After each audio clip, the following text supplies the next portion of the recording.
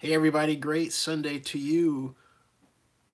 And it's been an eventful weekend, and as far as the flu is concerned, I am still recovering on the mend.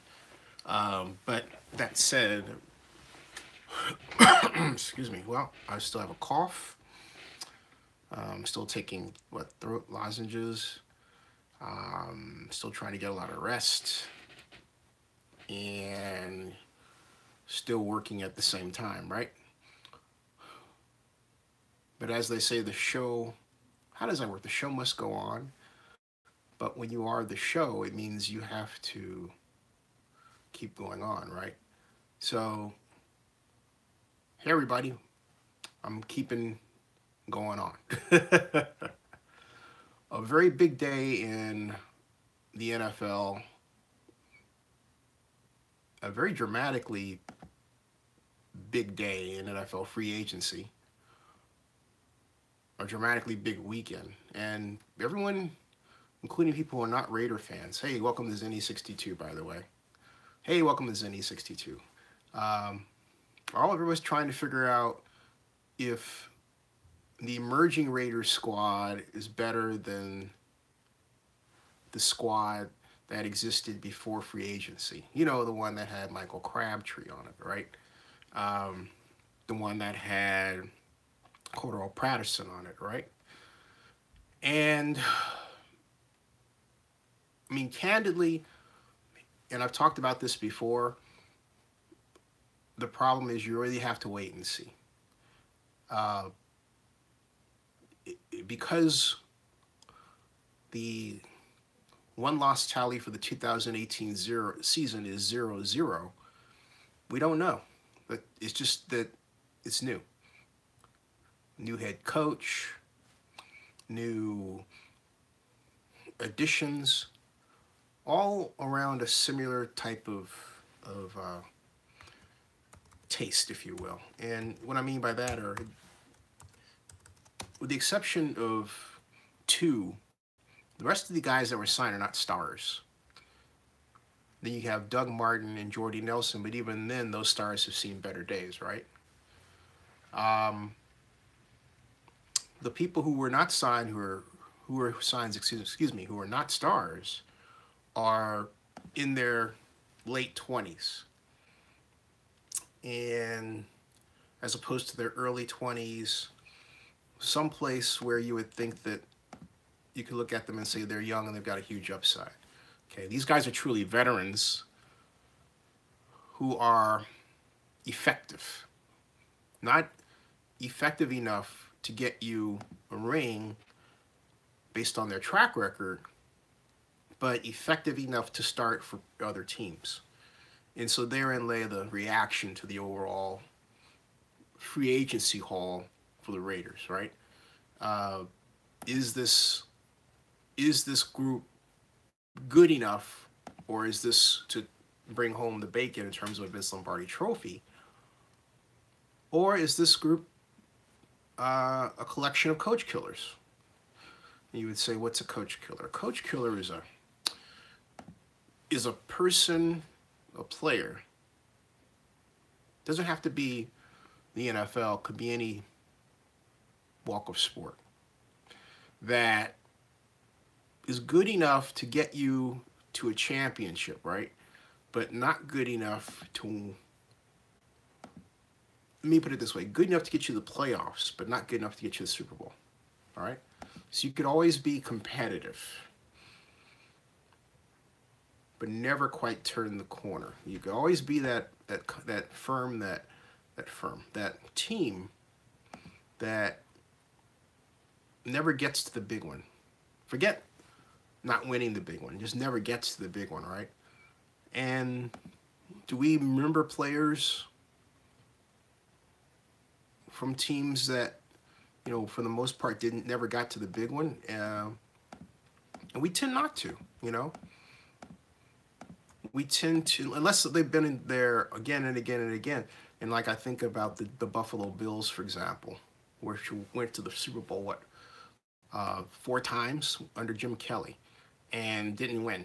Or I think of Fran Tarkenton and his Minnesota Vikings, and when Tarkenton said, "We're going to keep coming back to the Super Bowl until we can find a team we can beat." And I think he said that after they lost to the Raiders. That was 1977. Yeah. So, of course, you know, we haven't seen the Vikings since then, right?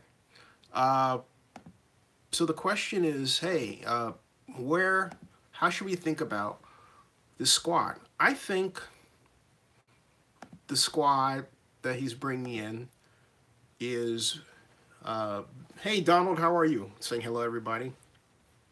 Is better from an attitudinal standpoint. And what I mean by that is it's clear that Gruden wants players who come in to go to work, all right? And I said this before, but I think it's clear that to him, Michael Crabtree wasn't one of those players, okay? And that he had, I mean, I don't know what kind of test Gruden put Crabtree through to determine that, but something had to happen for him, Coach Gruden. Hey, Rob Iman, how are you? For him, Coach Gruden, to decide, hey, you know what? I'm going to pull the trigger on Michael Crabtree because I don't think he's my guy. When he had pretty much said, hey, you know what? You're my guy. He did say that, remember? Said that he didn't say high on Crabtree, but he used words that were supportive. Now, am I talking like a guy who's upset that Crabtree is gone? Well, I don't think, no. And again, I point out to the whole Aqib Talib thing. You know, I really do. I think that Aqib Talib, that was definitely, at least for me, the beginning of the end of Michael Crabtree's tenure as a Raider. Now, Rob Iman says that Reggie McKenzie, hey, Donis, Reggie McKenzie will be gone by the end of the year. I don't see that because, I mean, if you think about what you're saying, it would imply that the Raiders did so poorly that another house cleaning had to be done. Or, you know, so that's the first thing. I mean, but I don't see that. Also, for some particular reason in the minds of some of you out there, there's a consistent desire to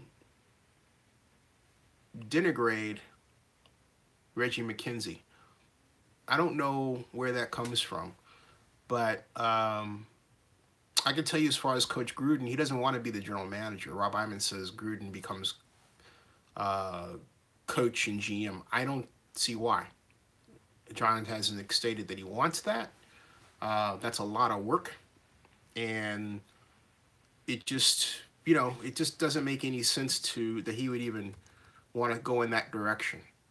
It also implies that, for example, and this isn't the case, that Reggie McKenzie isn't helping John Gruden, and yet it's quite clear that John Gruden seems very happy with his relationship with Reggie McKenzie, and that McKenzie is helping form the team that he wants. So, you know, that's at least clear to me. And so I don't understand this. I don't understand this desire. That's a fan thing. I mean, is it? And I have to wonder if Reggie were white, if he would receive the same kind of constant criticism. And, I have to point that out there because there's this desire to always just say, hey, he's not doing well, or he's not doing this, he's not doing that.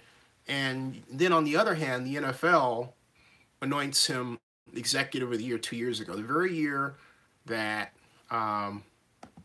some people were down on McKenzie, including myself, to be honest with you, all right? He turned around, hey, Executive of the Year in the NFL. And there's a reason for that. The reason why he was chosen Executive of the Year is because he got the Raiders out of a gigantic jam in terms of dead money contracts.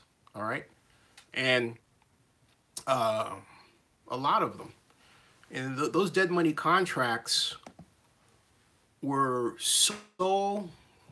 Uh, those dead money contracts were so many that they were quite literally running the Raiders broke. And what's a dead money contract? It's when you are already saddled with paying out a contract to a player, or you pay out to a player, but the player isn't performing.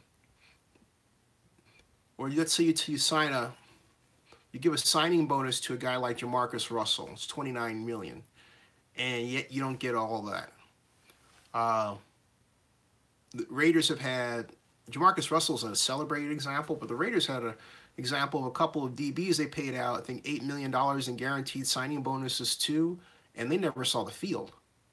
Okay, and then the Raiders can never get that money back. So Reggie came in to do what he's doing. He's cleaning financial house.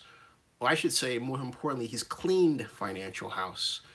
And he's got the Raiders in order where they've got cap space to maneuver and do deals. And they're not going hog wild in free agency and spending money hand over fist, money that, they're going to turn around and say, gee, we wish we held on to, right? So Donald Richardson, here's some of your comments. Donald Richardson says, I think Reggie has been rolling with the punches, hard punches from a work standpoint with these coaches. And Sitchin says, yes, Bowman has an offer from the Raiders, but he's looking to see if he can get a better deal. Dark Dang, everybody wants Bowman. And so Citron says, Crabtree also took himself out of games like the game last year. He sat out the entire fourth quarter and wasn't hurt. Yeah, so,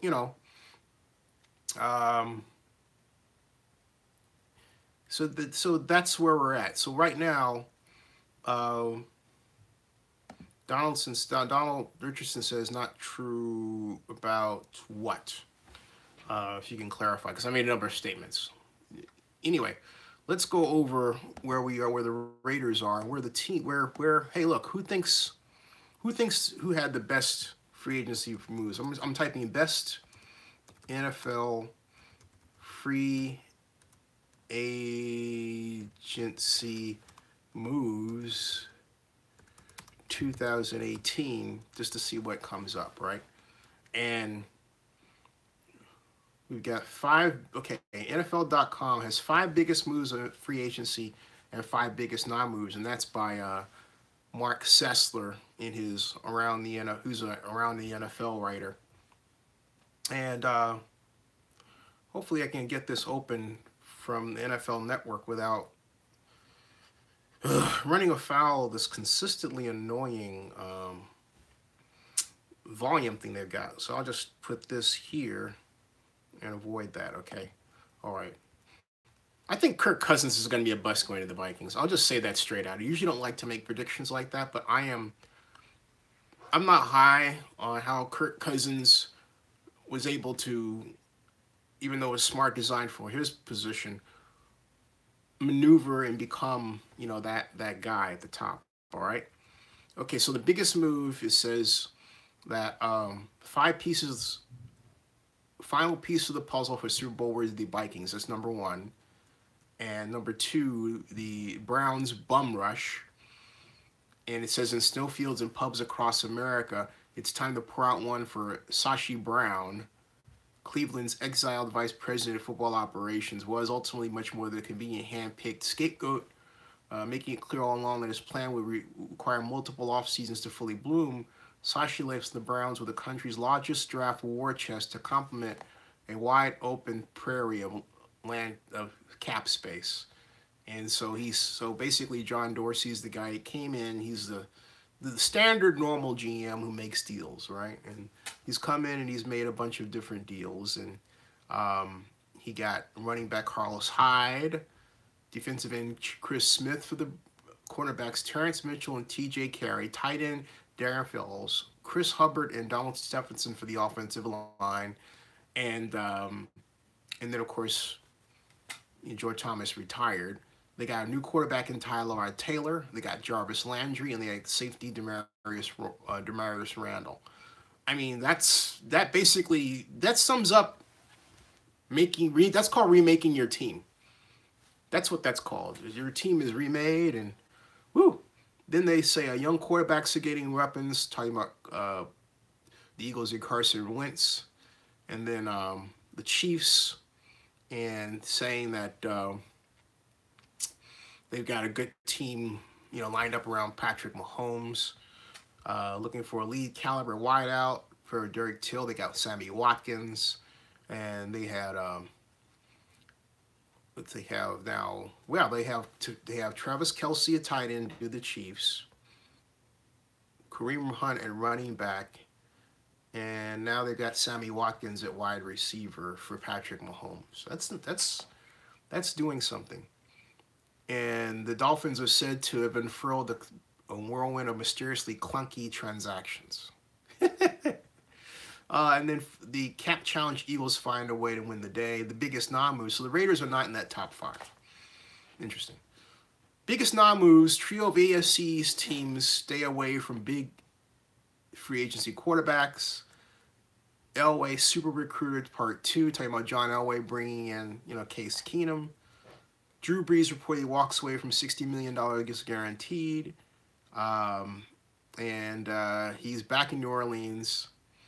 He was given that offer from a mystery team. We know it's not the Raiders. I would bet that mystery team might be an AFC team. And hey, look, it could have been maybe the Broncos that did that. Ravens missed out on a blue chip pass rusher. Okay. So this is after publishing this piece, the Ravens turn around and sign Michael Crabtree, a move that improves the group and gives Baltimore proven veteran points scored, but Ozzie still has work to do heading into the draft. So all right, so there we go. And then my friend Mike Silver says, the Colts aren't doing much with their excess cap space. That's the NFL.com take. Let me see what your comments are regarding what I just read out. Hey, T. Cooper, how are you? The champ is in. Rob Ivan says, Andy Reid is on the hot seat this season. Crawford says, every coach is on the hot seat, except the one you just hired. Sometimes even the one you just hired. Crawford 371 says, fact. The AFC North is a grown man division. Yeah, that's true. Because the Browns, quite literally overnight, have went from a team where you just go to where you go, whoa. That's what an active GM can do for you. I mean, it really is. I mean, on paper, Hugh Jackson has so many weapons. So many great players on offense and defense now. Jason Collins, on defense and so on. And to be paired with, new fresh draft picks, right? Like Myles Garrett, that there's only one way to go up. That's it. I mean, heck, he didn't win any games last year, right? So, but given the level of change, I would think that something less than a 6-win season for the Browns would be a disappointment. 9-7, sure. I think Browns fans would be very happy with 9-7 and at least a flirtation with the playoffs, if not the wild card. But 6-10, no. 7-9, depending on how they got to 7-9. 8-8, they would say, hey, 8-8's definite improvement. We look forward to next year.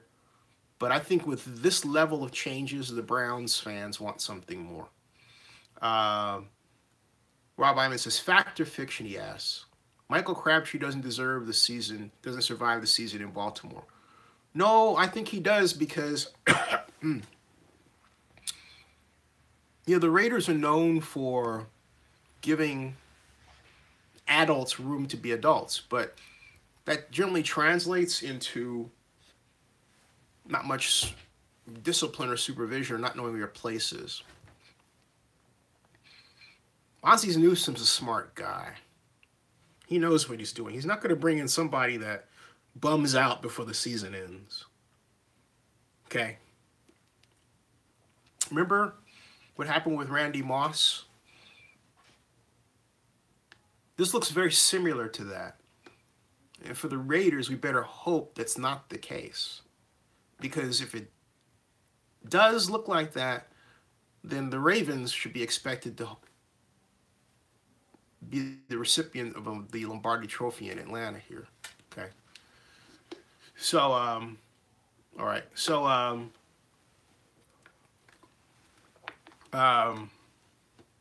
T. Coop, what's on your mind? Don Richardson says it's the damn case, bro. What case? What case is that? So I'm talking about NFL free agency for those of you who are chiming in about something else. So I'm not gonna shift gears into baseball or anything like that. So I'm gonna stick to NFL free agency right now and go from there. T. Cooper predicts the Raiders will win the Super Bowl this year. Everybody has a prediction like that. We had that prediction a year ago this time, remember? Raiders to the Super Bowl. And then when Derek Carr signed that, humongous for a few weeks contract, Raiders to the Super Bowl. Then we got what we got, right? Everybody was just disappointed and dejected. And Crawford says, is correct, nobody said the Eagles would win it. Aaron Blaylock, how are you? Says, what do the Raiders get for Patterson? The Raiders got a number 6. Let me see that. And Tom Rich says, we downgraded wide receiver, we let Krabs go. So I don't know about now since Cincinnati's not a bottom feeder Rob either. Since he's made some really sound changes, but they're not bottom feeding this year. Anyway, as far as I don't even see where that's coming from. As far as Patterson and the Ravens, let me get you some pure info on that, okay? The news says robbery charge against Ravens quarterback Marlon Humphrey dismissed. That's good. Let me see here. Raiders. Oops, excuse me. There we go. All right, now. Okay, here's the report. It's according to a number of sources via the NFL. All right. Oh, by the way, the New York Jets are the number 3 position in the draft. What are they going to do with it? I don't think they're going to take Sam Darnold. And I still don't think Sam Darnold's worth that, okay? I just don't. All right. The Oakland Raiders have traded wide receiver and kick returner Cordarrelle Paterson to the New York Patriots. And they did not... He had $1 million remaining on his contract. He was expected to make $3.25 million. Now, I thought that was for a 5th pick. Let me see the other report. I thought it was not 5th pick, but I mean 5th round pick. Okay, excuse me, 5th round pick. And I believe it was a switching of places, but I'm going to confirm that right now. In other words, like from I think the 7th rounder was acquired. Let me see here real quick. All right. Let's see here. I'm going to get you that information right now. Let's see here. The Raiders are trading, this is from Ian Rappaport, and no, this is actually from Tom Pellicero. The Raiders are trading Cordarrelle Paterson to the Patriots, pending physical, all right? And the terms that Ian posted 6 hours ago were that they swapped a 5th round pick for Raiders' 6th round pick. That's what happened. So the Raiders traded for wide receiver Cordarrelle Paterson, and they swapped a 5th round pick for a 6th round pick. All right. Now, so that's There's the news there. Okay. Um, Rob Iman says, I think Teddy Bridgewater would do well with the Jets. If they signed him, have they signed him? Is that official? That's been hanging out there for a bit. Let me see. Was he made official? I know they were talking with him, but I don't see where it was made official. And I feel Teddy Bridgewater is officially excited to be a Jet. That was 6 hours ago. Okay, so he signed the contract. That was 7 hours ago. He is officially a Jet. Congratulations to Teddy Bridgewater. And, yeah, he passed the physical. All right. Well, that's what I get for going to sleep to nurse a flu, right? That's exactly what I did today. News broke last week, you know, all that stuff, all right? The Jets did announce the signing, and done deal. Here's the tweet. Teddy Bridgewater, right there, is a New York Jet. He looks good in the gangrene, doesn't he? Done deal for Teddy. Let's go to Teddy's Twitter page and see what he's posted there. Teddy Bridgewater, Jeremiah 29:11, and little teddy bear. And it says it's official. Teddy Bridgewater retweeted that. It's official. Welcome to the New York Jets, Teddy Bridgewater. There he goes. Great for Teddy. And yeah, I do agree with you, Rob Iman. I think Teddy will do well with the Jets. The question is, let me see, the New York Jets, offensive coordinator. Let's see who the offensive coordinator is. Jets stay in-house for new offensive coordinator. This was as of January 22nd of this year. And the person that they elevated, I remember reading about this before. They stayed in-house and they elevated Mr. Jeremy Bates. So he was the Jets. He'll be the Jets' sixth offensive coordinator in the past 8 seasons. And he joined the Jets last year and said that he was, according to this account by NewYorkPost.com, he was a key role player in the formation of the Jets' weekly game plan. And he had been out of football for 4 seasons before taking the job with the Jets. He had only one previous job as coordinator. That was in 2010 with the Seahawks. He was fired after one season by Pete Carroll, after they finished 28th in total offense. And they said, apparently, reading here, the Jets were considering at the time a running game coordinator. So let me see if they followed up on that. NY Jets.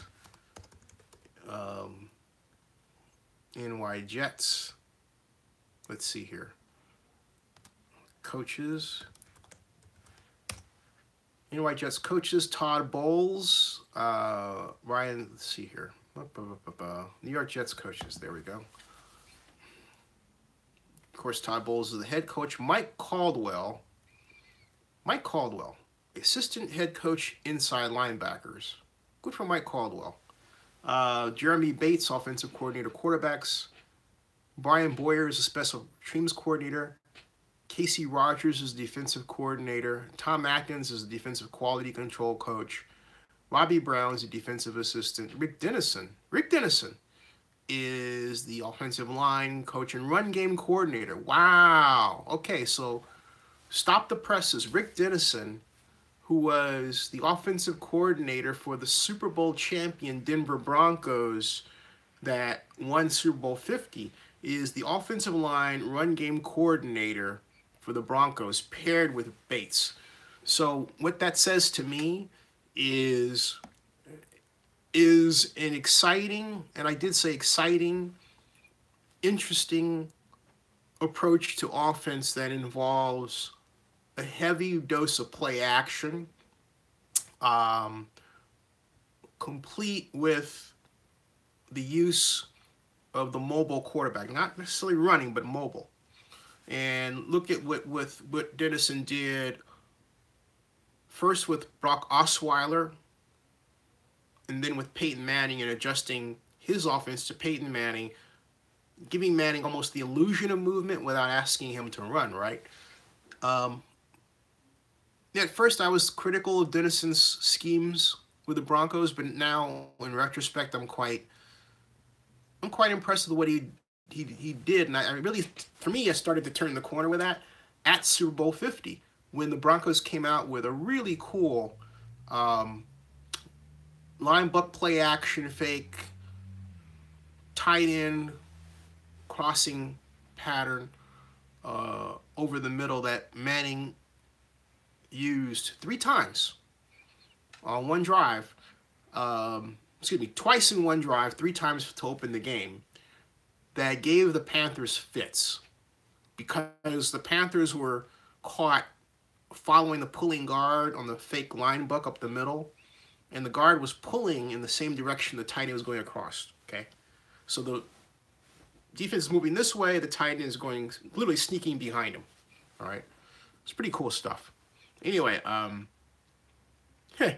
Don Richardson responded to what I talked about with Bates and said, that don't sound like a good resume for an offensive coordinator. No, it's not a good resume. I was reading, I'm thinking, gee, man, maybe, I'm in the wrong business here. Right? Rob Hyman says, Odell Beckham will be Odell will be a distraction in Seattle. Why? Why is Odell a distraction in Seattle? I don't get why he would be a distraction in Seattle anything more than anybody else. I think Pete Carroll's used to personalities. Black men who are demonstrative and expressive in their opinions is not a personality type that Pete Carroll is uncomfortable with. God love Pete Carroll, okay, for that. That's just the case, okay. Will the Pats get Suh? Ask Aaron Blaylock. Let me see what the update is.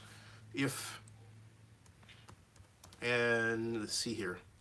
If I type Suh in Twitter right now, I get. Let me show you what I get here. All right. Suh Titans, Suh Saints, Suh Patriots, Suh Broncos. So that gives you an idea of who was in the running for him. And also, not to mention what the most tweets are about where he may go, right? So let's click on the Pats option, see what we get. And what we get are, if you hate Suh and love Brad Marchand, I don't want to hear why you want Suh on the Patriots. So Adam Rank on the 12th says, so Ndamukong Suh is totally signing with the Patriots, right? Because I thought he was going to sign with the Saints. So these are all rumors as far as, 36 minutes ago. Let's see here. I think Suh hates the Patriots. In response to Patriots rumors, there's no visit in the works to Foxborough as of right now. That was Jordan Schultz of the Schultz Report 2 hours ago. He is Yahoo Sports insider analyst. Everybody calls themselves an insider or something. Jeez. Ndamukong Suh. Okay. Yeah. So there you go, Rob. I mean, I don't see that happening. As far as where Suh goes, let's go back and look at that Suh Titans thing. Okay. And Rob Iman says he says, news for the Titans fan. Ndamukong Suh and Mike Vrabel meeting for lunch in Nashville. Whoa! Hey folks, hold on a second. This is why social media and today's media is so cool. All right? Look at this. Right here.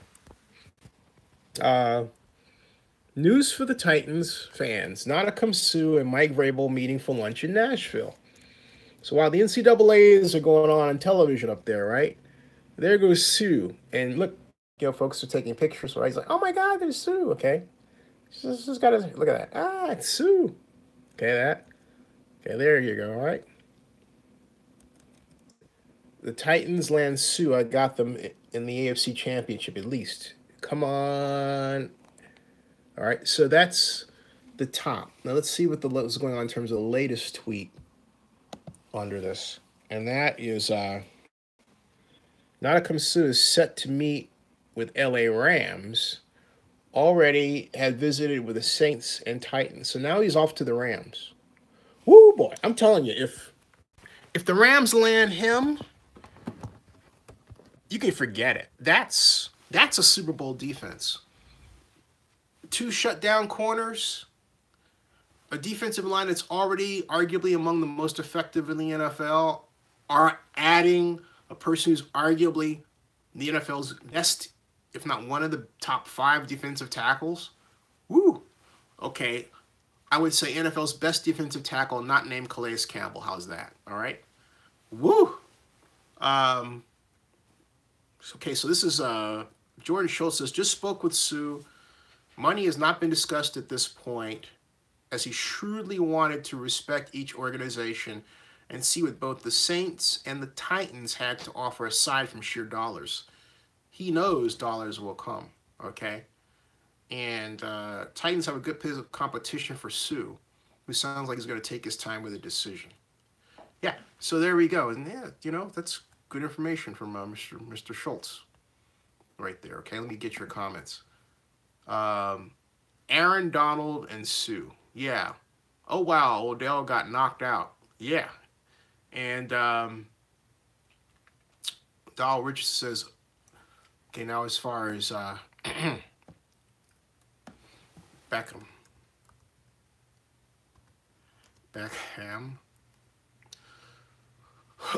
Excuse me, I'm sorry. Let's see what we've got latest. Odell Beckham Jr.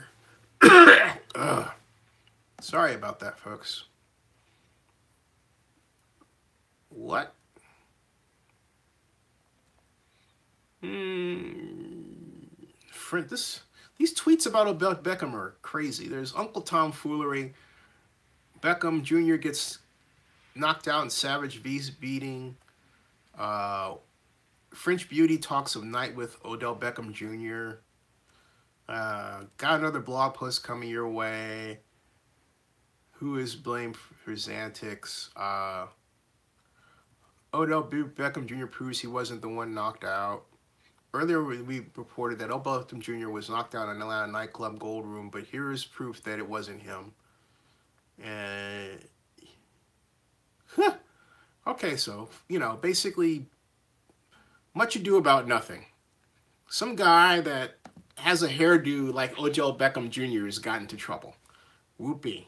All right. In other words, just because you see a black guy with gold hair where it's the shape of a crown doesn't mean it's Odell Beckham Jr. It just means it's a black guy with gold hair shaped like a crown. That's it. Nothing to see here.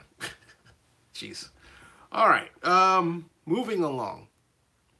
I have to make a comment because I wrote a blog post about this morning. If you haven't seen it, I'm going to go to it right now. By the way, a week from today, barring a mishap, I expect to be in Orlando for the NFL annual meeting. Also, front page of Zenny 62. Gotta note this. Some interesting stuff here, all right? Rugby, a game I really encourage you to follow. It's Adrian Ferris talking with Damian Karana, CCIG Tiger Rugby coach here, Japan Sevens coach there. That's a great video capture I got. Okay. So I really encourage you to check that out. And something else I want you to check out is, let's see, Las Vegas. Do a search for Las Vegas here, and then visitors, like that, and then hit that.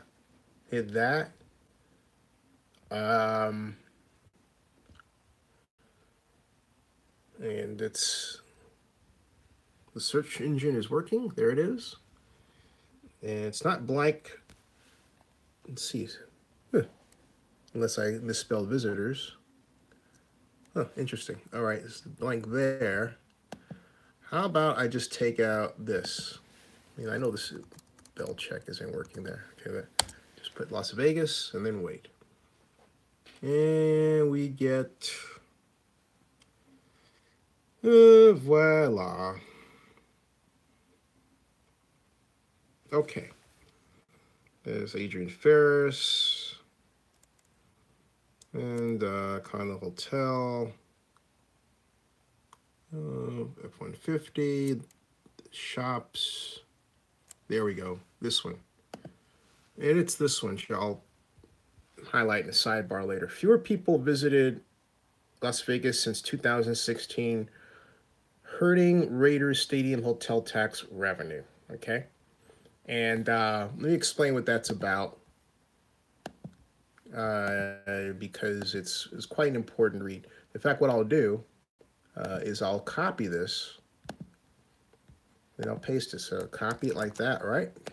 And then I'll go down here and paste it in there like so, and hit return, and there you are. Okay, so you can have a look at it. See that? Cool. All right. Now, let me explain what that's about. I went to the website of the Las Vegas Convention and Visitors Authority. All right. And I discovered that, I'll make it really easy. Hey, welcome to Zenny62, by the way. Since 2016, from 1970, every single year, there have been more visitors to Las Vegas than the previous year. Okay. That long pattern stopped last year. That's right, it stopped. There were fewer visitors in 2017 in Las Vegas than 2016. That's right. Fewer. And so the tally is that basically, and you'll say, what's that got to do with anything? It's got a lot to do with everything, all right? But basically, in 2016, Las Vegas drew 42,936,100 visitors.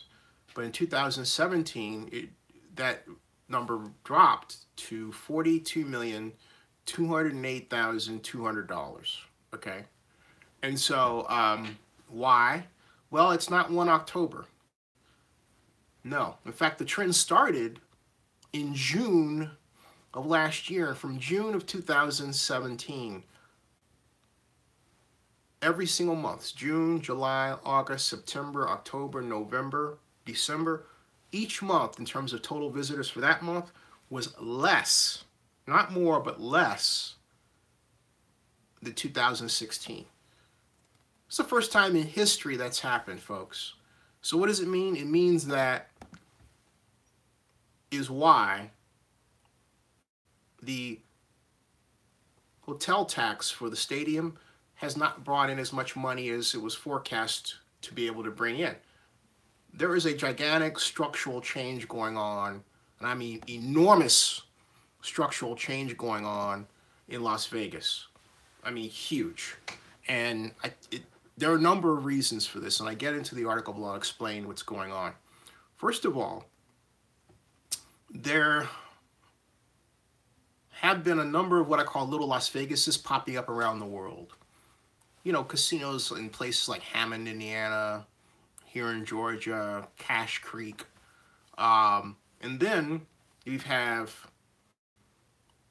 California, which is actually the single biggest provider of tourist flow to Las Vegas, beset with, as you know, high housing costs and high cost of living.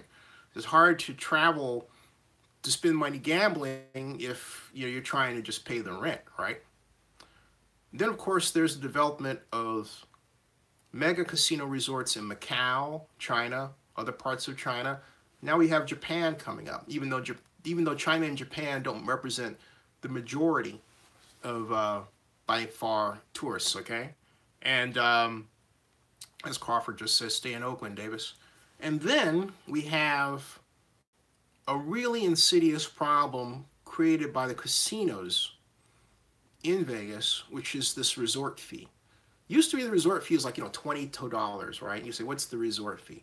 Well, it's that daily fee that's supposed to cover expenses like the internet and all that stuff. Well, now at some hotels, that resort fee is $40.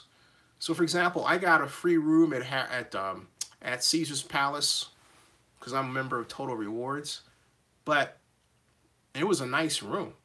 Uh, um, no, it wasn't. Excuse me, not at Caesar's Palace, but at Bally's. It was a nice room. Okay, it was a nice room. It was a renovated room, but they charged me $39 the resort fee. That resort fee just went up to 40 something. Okay, basically, and this is a daily. It's not a resort fee that's charged for you at the end of your stay. This is a per day fee. So this per day fee is as high as almost as it is to almost to rent rooms at various places in Las Vegas around the strip and sometimes on the strip, right? Depending on where you find it. So you would say, okay, Zinni, 2018 is going to be just fine. Well, I checked that. Guess what? According to these, again, this is all Las Vegas Convention and Visitors Bureau data. The total visitor count in Las Vegas for January was 3.305 million, which is less than the 3.5 million the previous year.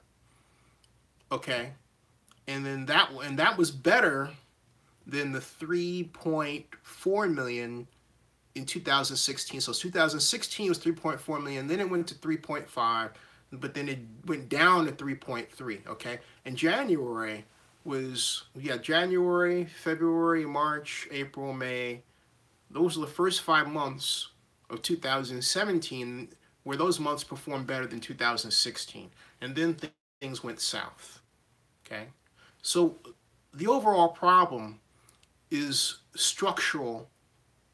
There's a number of events that have conspired at once to quite literally pull visitor growth down, so that's less than the year than it was before for the first time in Las Vegas history. And so remember I kept saying, hey, this deal is a bad deal even before the NFL voted for it because of developments like this. You don't base your football visits, let alone your football's financial future, on something so iffy as a hotel occupancy rate. And yet that's what the Raiders have done already. And that's the problem. And that's why they being Clark County, can't do the bond issue even at 650 million. Okay. So Don Richardson says, hey, and Malcolm Sazy, thanks for asking where's the money. Hey, thank you for supporting me. I really appreciate it. Still taking investors, by the way. Not stop that. But Donald Richardson says, just like Atlantic City 20 years ago. It's a great comparison, So yeah, you know what this reminds me of is and I've talked about this before here, so forgive me for repeating myself.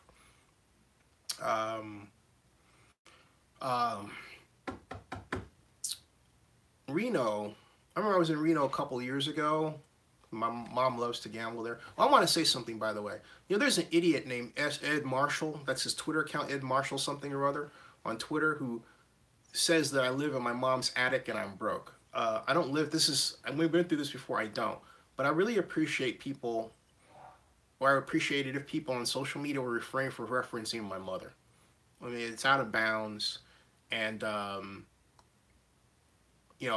blocked that before, but whoever is on there that's doing this, who feels like, and maybe they're watching now, I can't tell because you have people who use these accounts with different names, right?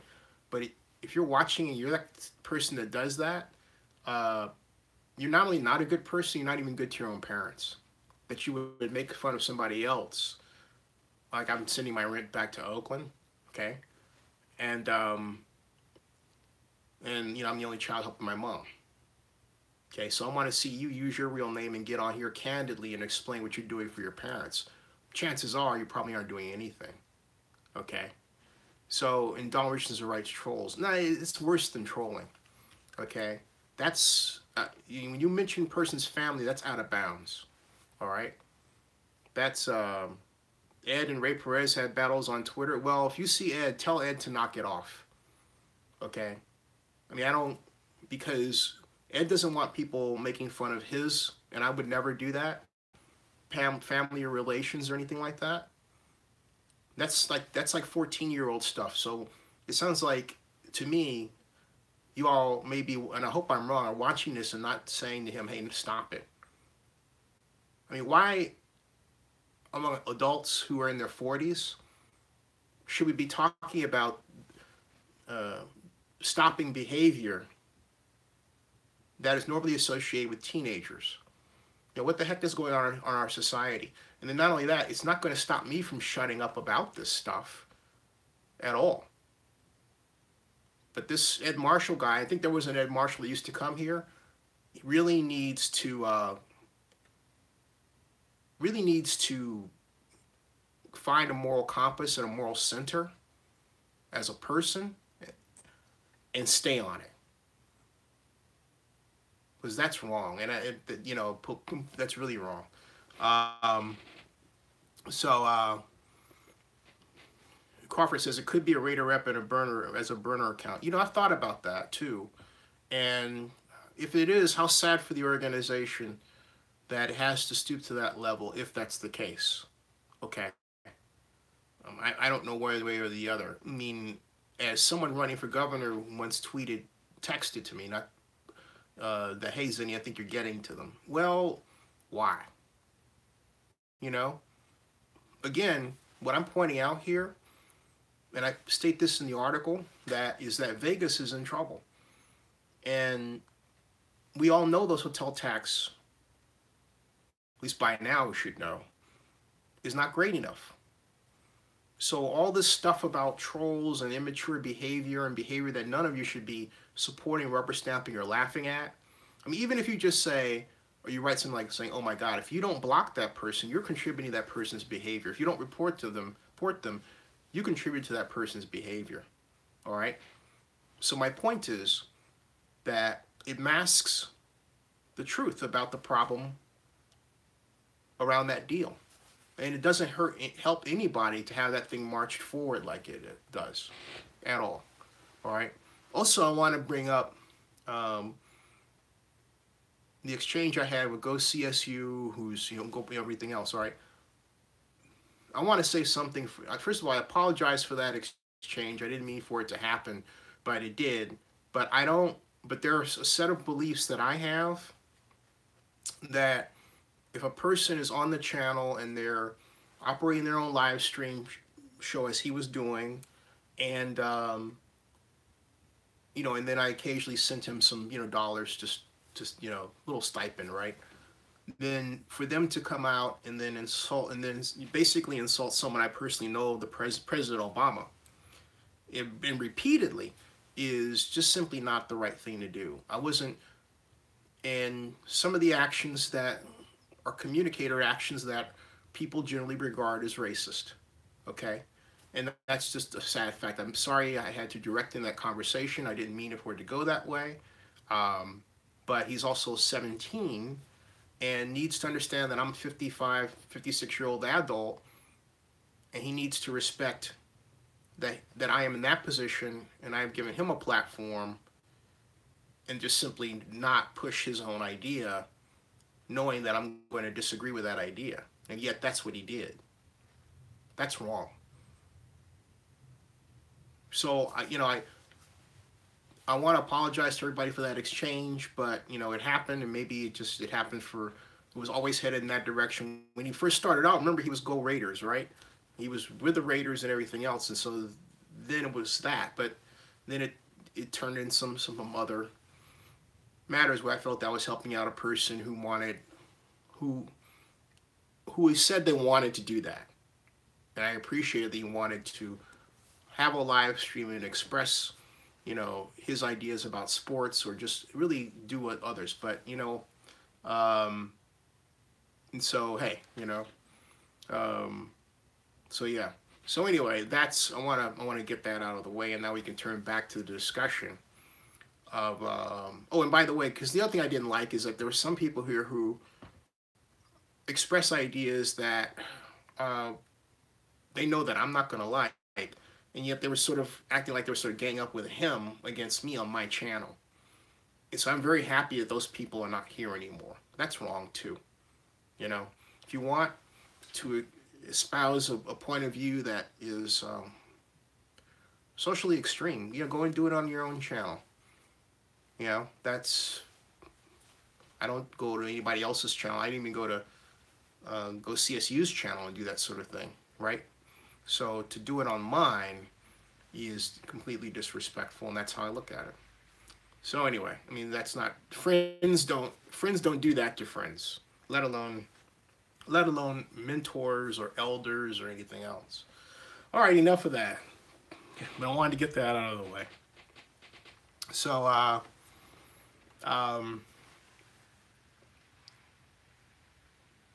back to free agency, and the question is, what do you, I want to hear, okay, I'm going to lay this out, all right? I'm going to lay this out. And the question is, from your perspective, on a scale of 1 to 10, all right? On a scale of 1, oh, Donald, I didn't know you were sick. Donald Richardson, I'm glad you're back. Hey, folks, on a scale of 1 to 10, 1 being awful, 10 being great, where do you rate the Oakland Raiders free agency activities? Like right now, I'm giving them a 7. Okay, a 7. What do you give? Where do you give them? Donald Richardson, I'll start with you. 1 for lousy. Okay, you're giving them a 7 point. Donald Richardson gives them 7.5. Crawford gives them a 7. I give them a 7. I just wrote 7. Oops, I wrote and 7. Pride and Purpose, how you doing? Pride and Purpose gives them a 6. Melvin Lovejoy gives them a 6. So we've got, oh, Rob Ivan gave them an 8. Ooh, okay. So far we've got what averages out to, whoa, Eric Souza gives them a 6.8. That's very specific. So we've got 6.8. T. Cooper give them an 8. Prime Purpose says wait and see with Jody scenario. Gotcha. So T. Cooper gives them, oh, Aaron Blaylock gives them a 7. So we've got Blaylock, Pride and Purpose. Let me see here. So far,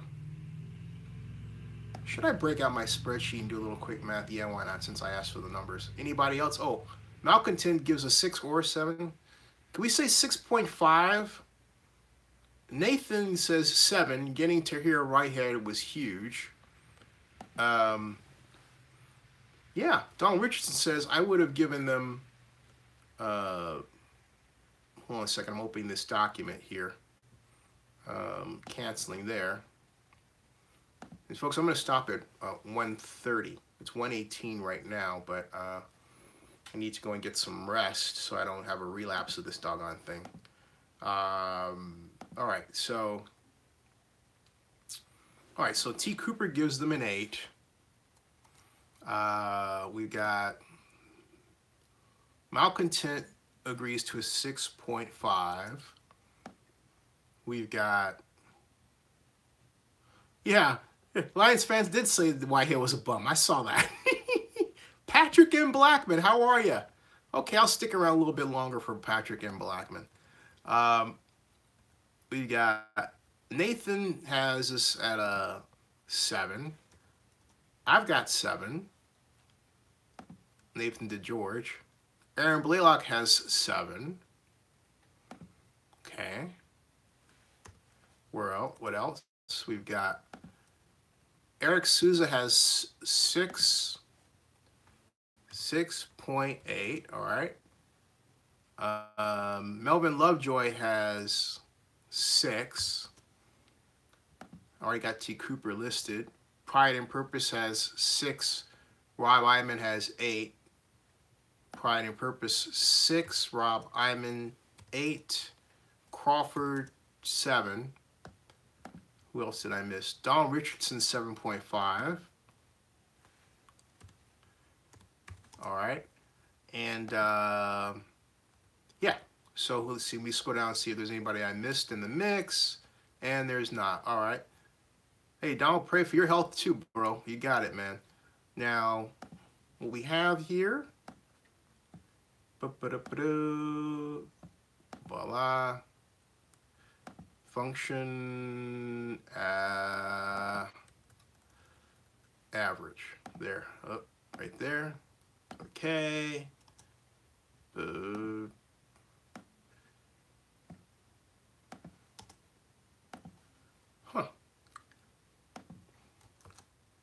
Average. Boom, boom. All right, the average is 6.93.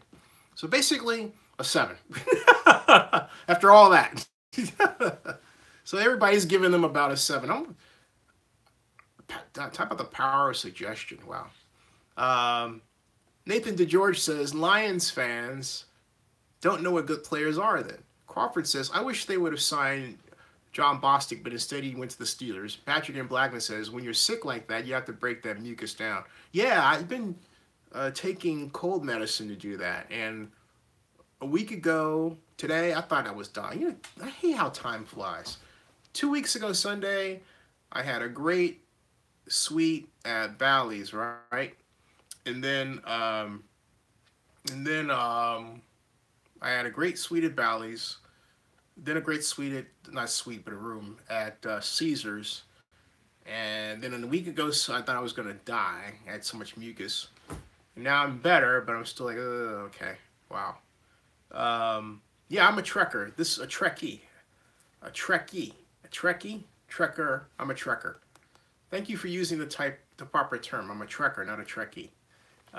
That's correct. This was given to me by Roddenberry Entertainment, as I may have mentioned before, but I'm proud to mention again. And hey, you know what? Next weekend, I won't be there, but it's WonderCon Anaheim.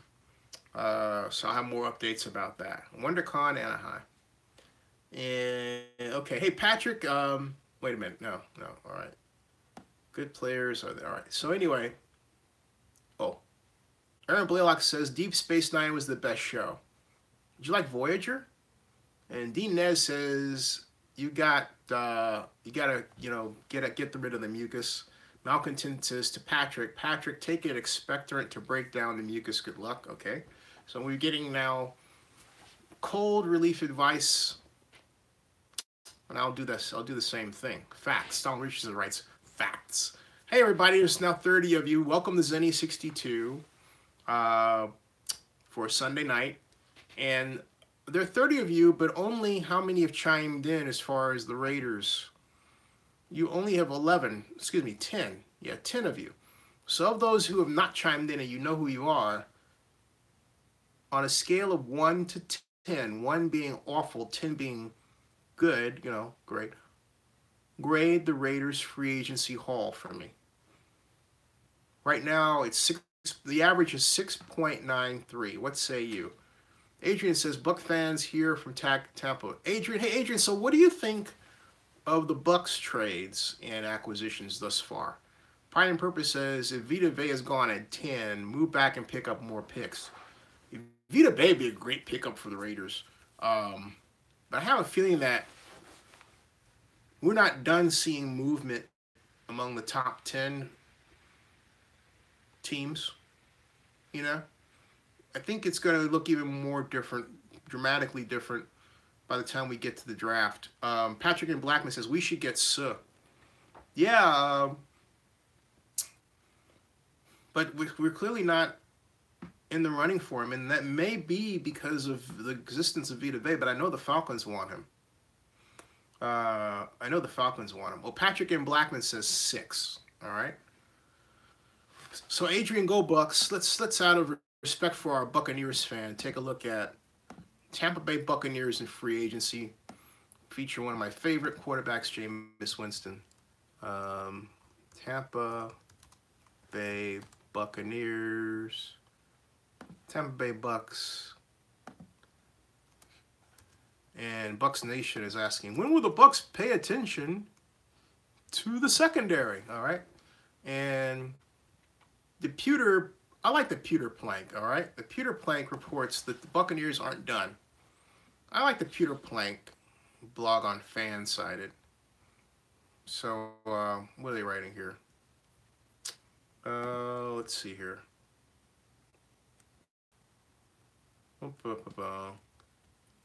All right, okay.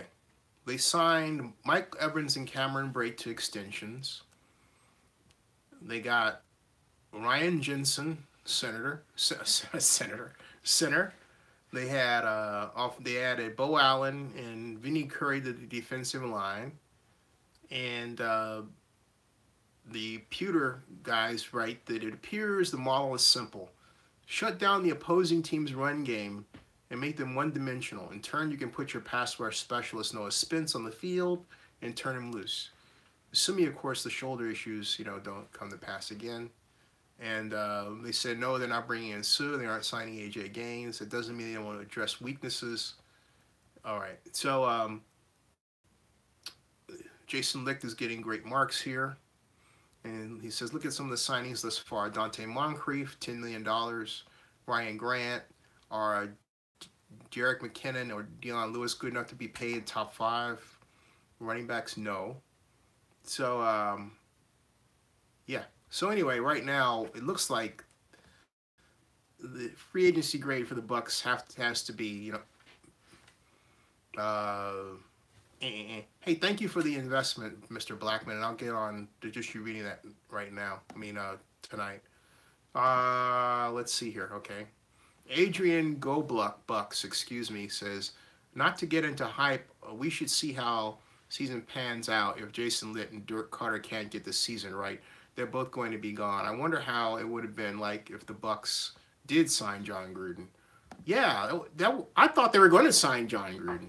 And Patrick M. Blackman writes, Gruden is going back to the future of 1998. He's basically running the same style. Yeah, because Jordy Nelson is, to me, his modern version of Joe Jurevicius, who was with the Bucks, who had the height and was great on the crossing patterns and everything else. But as far as, pride and purpose says Vita Vea equals Sapp. Khalil equals Brooks. And Adrian Bucks says, I found it interesting that Gruden signed Doug Martin. I do too. I mean, that because I said it the other night, but I view Doug Martin as a guy who really quite, didn't bring it. He had the potential to bring it, but he didn't quite bring it, okay? So it'll be interesting to see if indeed he... look, the point is he an upgrade in terms of having a backup running back? The answer is definitely. I think he's an upgrade to our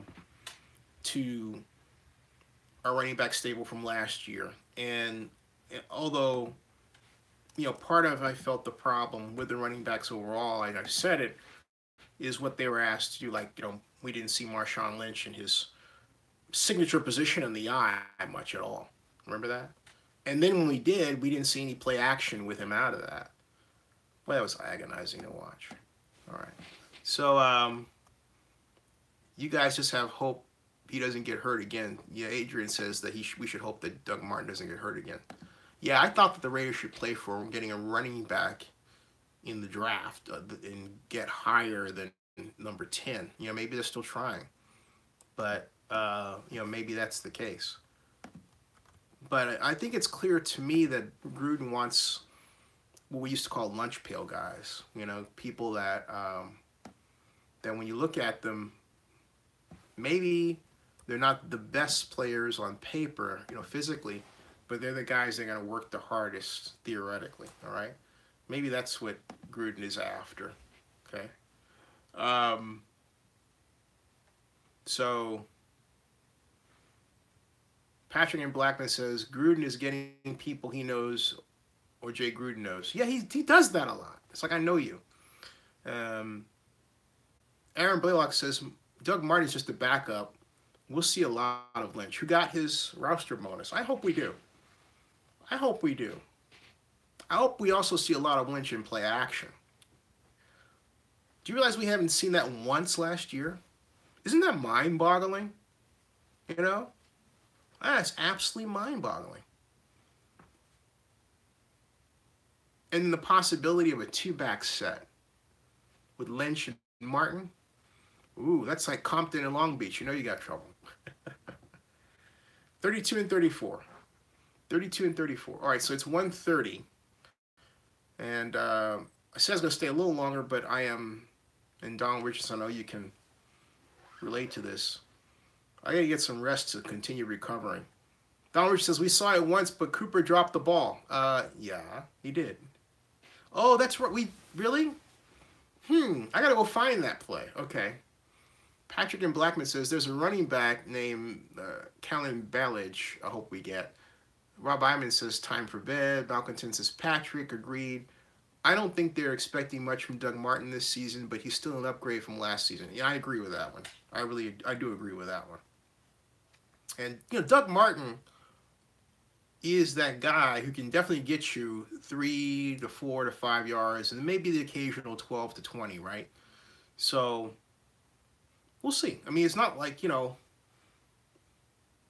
signed him and think, he was called, although no one calls him that right now, Muscle Hamster. Remember that? Muscle Hamster. Oh, what a nickname. All right, everybody. It's obvious to me that I'm fading. Thank you for the investment, Mr. Blackman. Thank you, everybody else. Talk to you tomorrow. Have some surprise guests I'm working on for this week. Not ready to name anybody yet. Malconton says that Muscle Hamster is the worst nickname. Oh, and March Madness is real. Yeah, we'll talk about that tomorrow. So you have Texas Tech, and you have Nevada, Syracuse, Texas A&M downing the champs. Woo! My gosh. And Lynch will run for over 1,100 yards, comes a prediction.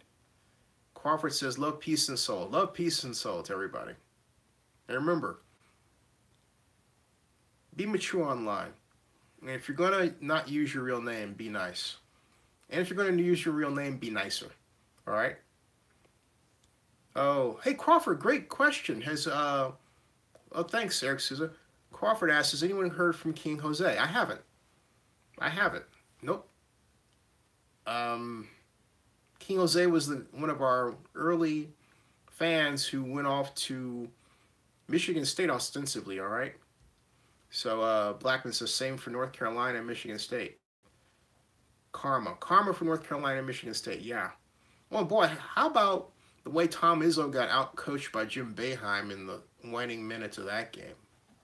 Woo!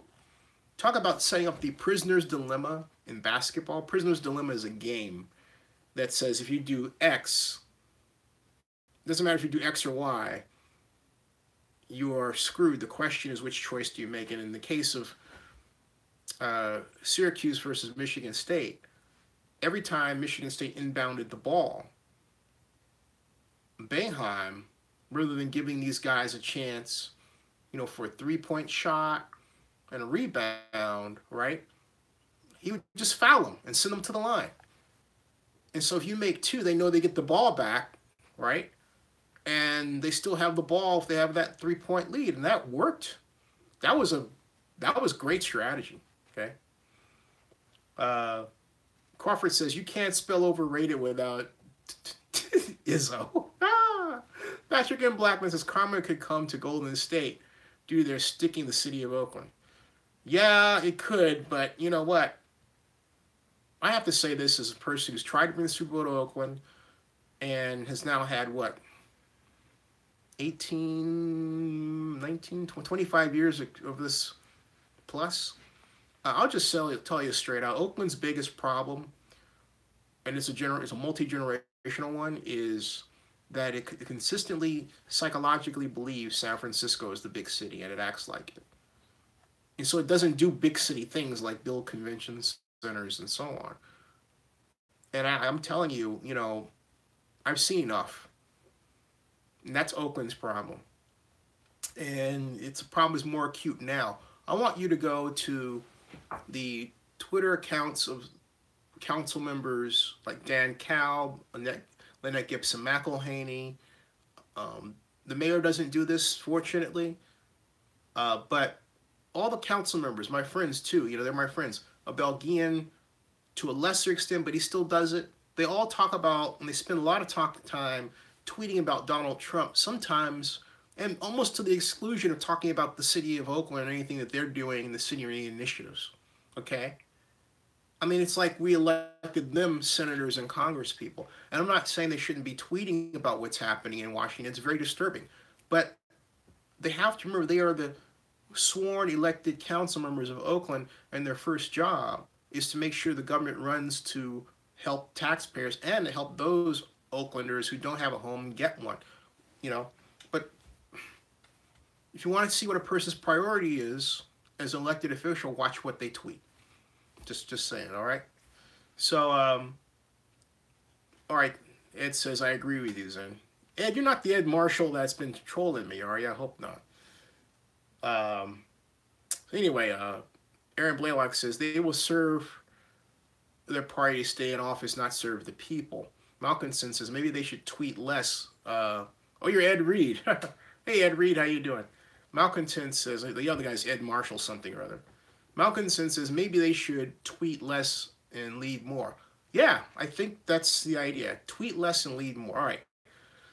It's 1:36, and I'm going to continue working on getting rid of this cold. Thank you all very much. Thank you all for having me. Ed Reed, great to see you. Patrick says, have you heard of Randy McMillan? Why does that ring a bell? And so Tom Richard says he's going to pray for Ed Marshall. Good night, Crawford. Good night, everybody. Thank you, Zinsters. Thank you for, as usual, making this a fantastic, fantastic time for all. See you. See you. Green tea and water hydrate. Great idea. Green tea and water. Hibiscus tea lowers the blood pressure. See you guys. See y'all. Good night, folks.